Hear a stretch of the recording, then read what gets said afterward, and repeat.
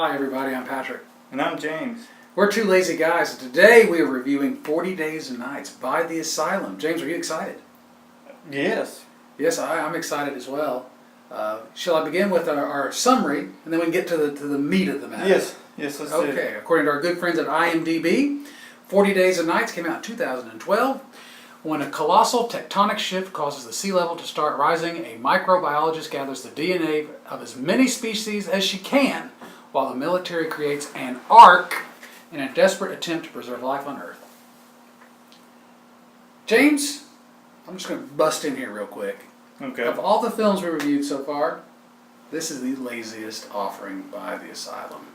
I would agree with that. You take one large boat, add a dash of mediocre acting, That's being fair. and two plump lips, and Botox. there you go. You got it. Now, there are certain standards that I've come to expect from the Asylum. I understand what the Asylum is, what they try to do, and we've seen good ones and we've seen mediocre ones. We've seen at least one bad one. Oh, yeah.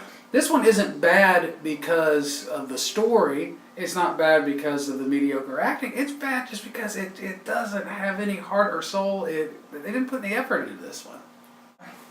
I felt like there's some scenes that you didn't need. Mm-hmm. Like the bridge scene comes to mind where the people are in the car going across the bridge and the wave takes them. Yeah. You could totally cut that out. It kind of just jumped around. Yeah, at the crux of the matter, in a nutshell, if you will, you've got Monica Keena as our actress, and she's actually been in films like, she's been in Freddy vs. Jason. She was the female lead in that. She was in that great show Undeclared that came out about 10, 15 years ago. She's our female lead. I've seen her act well before. Not this time. And then we've got a male lead. I don't know who he is or what he's been in. I've seen him before, but I'm not for sure what he was in. Yeah, and he's in the military, and she's a microbiologist, and they're engaged, from what I could gather. Yeah, they're married. They're together. I know that. They're a couple, right? So he's at the station. He's at this special location building this ark, and she's out gathering stuff, and that's pretty much your two plot lines. Yep. And they come together. In of itself, that's not a bad scenario. No, if the whole movie would have been about her journey, cut out everything. Right. He's there. I'm on this journey. We come to the end. We're on the ark. Right. I think that would have been a better. I think you're right. Leave a little mystery to it. Have it be all these obstacles that she's got to get through. You know, the society's breaking down. Water is rising. I've got to get from point A to point B and be the end of the movie. I made it to the ark. My labors have produced good things, and that is not in this movie. Correct, and I mean it is 40 days and nights, but the time on the boat, it's hey, it's this day, it's this week or whatever, and what you would think would be the main part of the story, it's just right at the end. Yeah, that's where they're on the ark, and which I thought was a cool sequence. It's in Colorado where the ark is, this particular ark, and the water levels have risen so high that when they finally launch the ark, they've got to avoid the submerged Rocky Mountains. Now that was a neat thing. But you're right, they kind of, it's only an 86-minute movie, and I bet that includes the credits. And the first 60 of these minutes is getting to this point. Right. And then you get and then they try to shove stuff about the boat in there.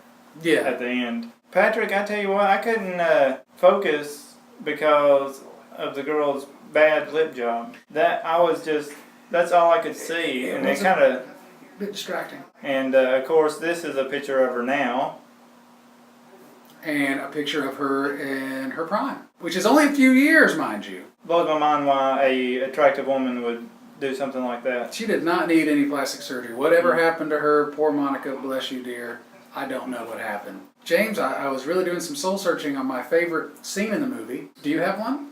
I originally had my first one, which I totally scrapped it. I went for the ending of the movie. Because it was over? That, and when the storm finally dies down and it shows the ship in the clouds, it looked pretty good. Yeah. And then I think they did their best acting at the end, and they're all on the deck. They're not saying much, but what... Picture speaks 1,000 words? Correct. Yeah. My favorite scene, towards the beginning, when it's raining. sea levels are rising. There are big old waves coming in, and we have some young people in the house. And you've got the couple upstairs. That almost made it, yeah. Yeah. And you got this boy, this girl, young man, young lady upstairs, and they're making out. And the concerned kiddos run upstairs. We gotta go. The water levels, it's horrible. They're like, dude, I'm about to score. Leave me alone. And Mother Nature comes in. Yeah. Takes care of him. It wasn't good because it blew him plumb off the bed. Don't do that. You're going to get punished. That's true, and that was a good scene. Now, it could have done without the whole story of these people traveling, trying to get to an ark. Yeah, I didn't care about those people. The guy, when the girl falls in the hole, Mm-hmm. and then he's like, protect me. yeah, and he's just like, come on. Do I have to go around? But yeah. in the house, when she gets the call, Mm-hmm. She has inside information, Mm-hmm. and she's like, it's serious, and they're like, it's just raining. Come on. And then the tree limb comes through the window, and then they're all like, okay, it's serious. Yeah, it just got real. Real. I just want to hit on something about the laziness of this film. Is there are a couple things that come to mind immediately. The very first scene of the movie, you have a group of Americans in a Jeep, an American-made vehicle. It's supposed to be in the Sahara Desert because that's what Americans do. We take our American-made Jeeps and we go joyriding in hills that look very much like Southern California. And did you notice the water tower in the background and the power lines? Oh my goodness! No, I didn't, James. There were power lines, and at one point there is you can tell it's the top of a water tower. Wow, attention to detail again. The second thing is when our group of whiny young people, they make it to St. Louis. Mm-hmm. We made it to St. Louis. Look, there's the Ark and a whole bunch of mountains in the background. Now, James, my geography is not the best, but what mountains are near St. Louis? Colorado? No, wait, no, that's on the other side. That's right, James. Of the United States. Trick question. There are no mountains. And did they look somewhere around California? I think the whole thing was filmed there. Yeah. Keep it local. Yeah, and obviously they did that here. That gets to the crux of the matter. They took an okay idea, they put some okay actors in it, and they just kind of, we're just going to make a movie and try to make some money off of it. I was not enthused. I felt like they spent a lot of time on whatever he was building too.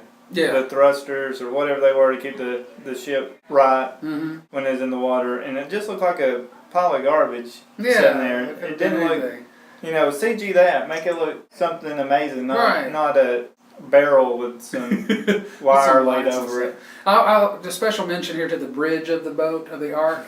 You've got the captain and the helmsman and the navigator, and they're sitting just as they're all the three of them, and the chairs are all different. You notice the seats, they're not uniform at all. It almost looks like office chairs, the two outer ones. Yeah, it did. Yeah. Who's to say? And then, of course, throughout the film, it'll tell you what day you're on, day 3, day 17, and all these days pass when they get to the Ark, and these people, they look great, day after day after day. They're not wore down by this. Well, the makeup is in full supply on the Ark. I like how it's a struggle the whole time they're on the boat. I mean, the sail gets tore, someone dies, of course. Yeah, tragedy. And the whole time it shows the bridge. They're always struggling keeping this boat going. Right. There's no leisure. No, you're on duty all the time. With as big as the ship it is, it sure does move a lot in those shots. If there's one thing I've learned, James, is that the bigger the boat, the harder it is to steer. I've heard that. Yeah, a wise man told me that once. Takes a bigger area to turn. Yeah, smaller boats turn more agilely. Okay. If that's a word, I don't know. Now, James, there is no random act of nudity, but a little honorable mention to Monica Keena, who is a very shapely young lady. There is one scene where they're on an airplane, and for this just one scene, they're in the back of the plane. The rain is coming in, and for some reason, in this one scene, she is not wearing any sort of bra, and it's cold, and it's wet. So Monica acting her heart out. It's chilly. And you can tell they done it on purpose because the same shirt, wearing a bra underneath. Yeah. Then you have this scene, right? And then a little later on, she's back still in the same shirt, but the bra's back in. Right, back in it to win it. So a little something there for everybody. Keep your eyes peeled for that. James, I am ready to rate this movie. Are you ready? I'm pretty ready. Do you need 40 days and nights to think it over? If I wanted to bore everybody out there, yes. Okay. I don't want them to go through that pain. Okay, so let's get to it. James, I'm going with one sloth. One sloth. Man, is that your lowest rating? Jack of the Giant Killer, I think I'm 1.5. And I give this one a lower rating because whereas James and the Giant. You got it. You are all over that. Man, bringing my A game today. Whereas Jack the Giant Killer, you could tell they put effort into some of it. You know, the special effects and the ideas and location shooting, which I talked about in that review. Yeah. This one, they didn't put any heart and soul into this at all. I'm going to give it 1. It's my lowest one so far. Well, and that leads to me. I'm also going to give it one sloth. That's right. I watched it, but I really didn't want to. Yeah.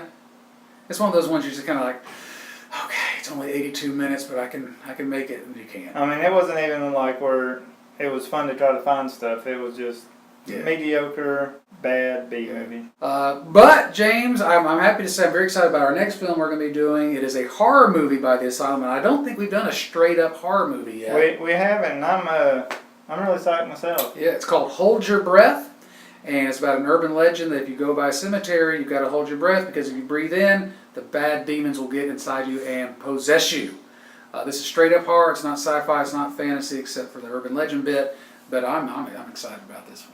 I am too, and if you want to check that out, Netflix streaming. It is. And in the YouTube's got the trailer up. You just put "Hold Your Breath" trailer, and YouTube, you can watch the trailer. I'm gonna do them one better. What? Go down to the notes here. Oh yes, and I'm gonna put a link right there. Can you do that, James? I got magic. Man, you've got mad skills. You must have learned that from 200 miles per hour. That's another review. Well, look for that here soon. We have got a couple requests for movies out there. Mm-hmm. If you want us to review a movie of your suggestion, you must go to our page and beg us. Lose all your dignity and beg us, and we will do it then. We're still working on getting that part done. Correct. YouTube, Facebook, Twitter, Facebook, do it all. And we'll be happy to because we enjoy our 12 fans out there. So until next time, y'all keep it lazy. Peace.